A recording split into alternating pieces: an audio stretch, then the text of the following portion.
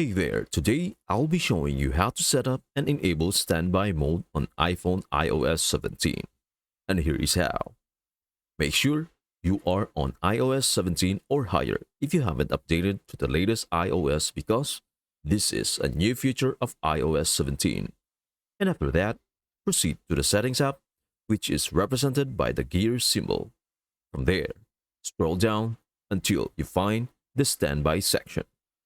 After you click on Standby, make sure it is enabled by checking the box at the top. If it is enabled, it will be green and you will be able to see that the display is set to always on. I would advise leaving it that way. And I also like to use night mode. However, you can turn that off by clicking here. You can sort of fiddle with those options to find which one works best for you. After you have enabled standby mode, it is better to exit the Settings app and leave everything mostly as is until you see how it looks. The next thing you should do is put your iPhone to sleep, either by turning it off partially or by setting it to sleep. You should do this and place it on a stand or your nightstand, preferably in landscape mode.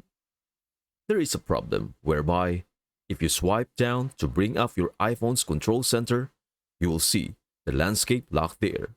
That is the little circle with the arrow. And if that is enabled, there is a lock and unlock button. If the portrait orientation lock is in standby mode, though, the feature will not function. So make sure that is turned off. And then proceed to place your device into standby mode. So here we are, with it plugged in on my stand, as you can see, welcoming you to standby. With its very useful widgets showcasing your favorite photos, it will essentially function as an alarm clock.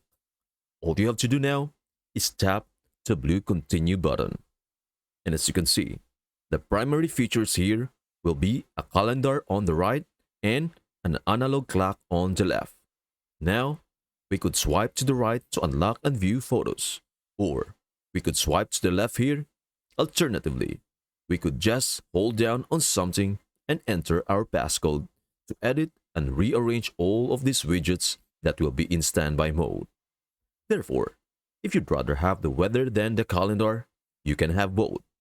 You can have reminders in the calendar, for example, but let us just assume we'd like the weather. We can simply tap into that and choose the weather. To proceed, select your location and hit the Done button. If you'd like, you may also add a new widget by hitting the addition sign located in the upper left corner of the screen. This allows you to select from a variety of widgets. Let us take an example where we want to add a photographs widget. So we will click on Images here. As you can see, we can hit Done, and now we have a lovely little clock on the left and the widget on the right. This will now act as if it were a digital slideshow as the images keep cycling through, sort of like the red there, and then we are back to white. All of these images will scroll. You can also scroll up and down to see the other widgets that have been added to the side right here. Thus, all you have to do is press and hold down, enter your passcode if applicable, and you'll be able to rearrange and add all of your widgets. Now, if you want to, I can tap into and turn on the widget suggestions feature, which is currently off. This will enable the iOS to essentially suggest widgets that it believes I would find most useful. However, once you are finished and have modified and rearranged all of the widgets that you want, make sure you tap Done.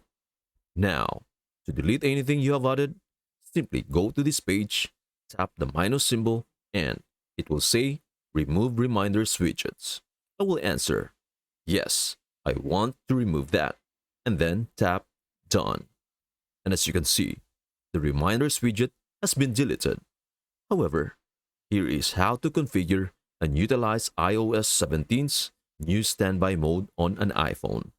I hope this helps. Thank you for watching, and we will see you in the next video.